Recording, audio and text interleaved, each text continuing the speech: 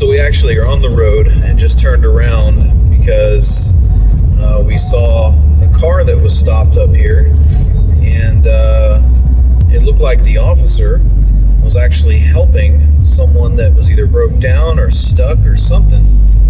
So we decided to go ahead and turn around and just see what's going on.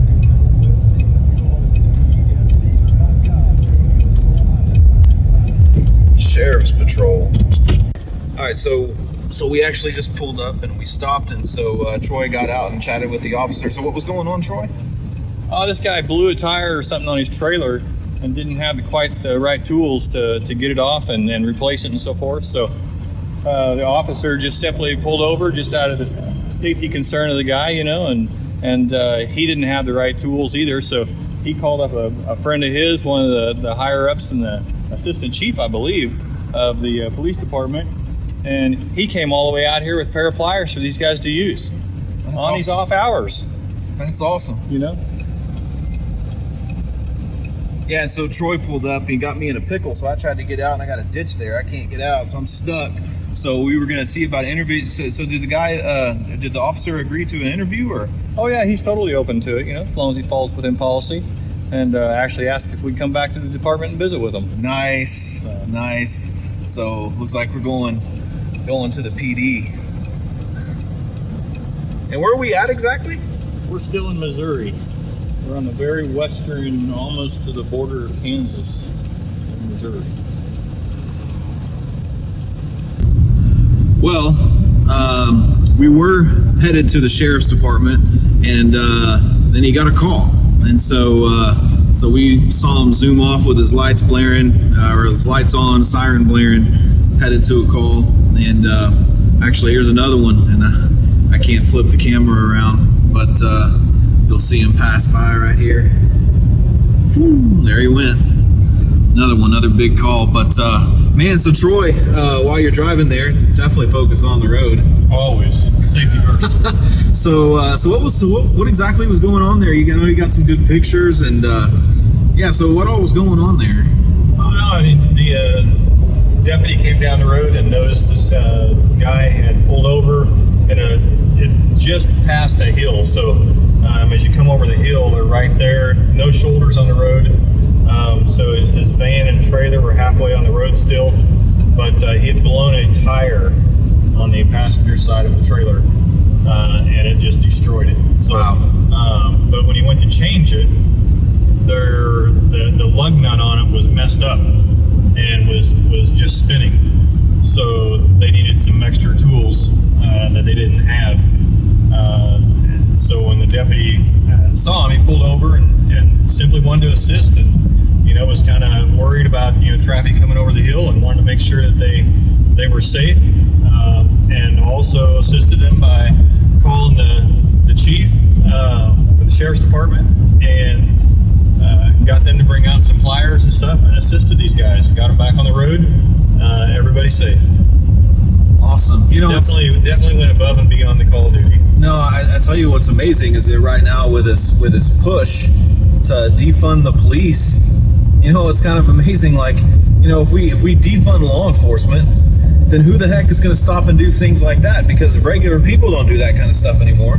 No. Not in 2020. Not in this modern age. Everybody's either too afraid, or they're just too selfish, or just want to mind their own business. And so who knows how long that family would have been there. So that was really, really cool. And then the other gentleman that actually brought the tool, he was the chief. Yeah, he was called the chief.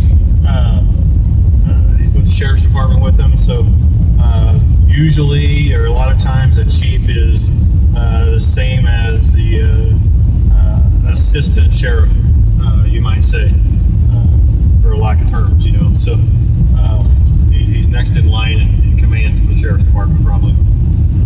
Gotcha. Well, that was definitely pretty cool. We were actually talking about how awesome it would be to just go around the country, just take a couple of guys, hit the road, and just go from coast to coast, north, south, east to west, just stop in all these cities and towns, and just talk to random officers that we just see, and interview them and get to know them, and I think that might be something that we might look into doing. You talk about building bridges, just really going above and beyond on our part to just in real time just let these officers know that we love them and we appreciate them and we see what they're doing, and like this gentleman here going above and beyond the call of duty, and he didn't have to do that.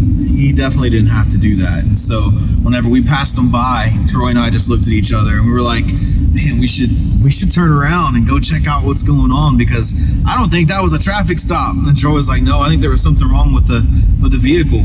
And just so happens that's exactly what it was. And so awesome, guys. I just want to say, and I'm not trying to push any buttons necessarily, but at the same time, I just want to say it. And that is something that a social worker could not have done. Nope. Nope. Nope, they definitely not. Definitely not. Social worker would have been pulling up the Google trying to figure it out, or So anyways, we're still in Missouri. That was actually Nevada. Good old Nevada, Missouri, Nevada. And so we just left Lake of the Ozarks here just a short while ago. And so we're headed to taking a slight detour on the way back to the Houston area, back home. But so it was such a cool thing to be able to have this interaction here. And so and here's what Kansas state line in 6 miles. Toto, we're going to Kansas. So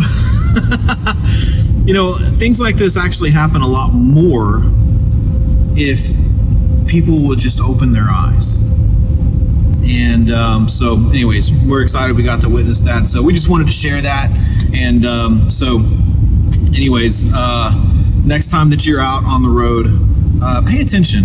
I want to encourage you, both Troy and I want to encourage you, pay attention and just see what's going on with law enforcement. I think you're going to notice that there's a lot more of them being helpful and actually doing things like this, going above and beyond the call of duty.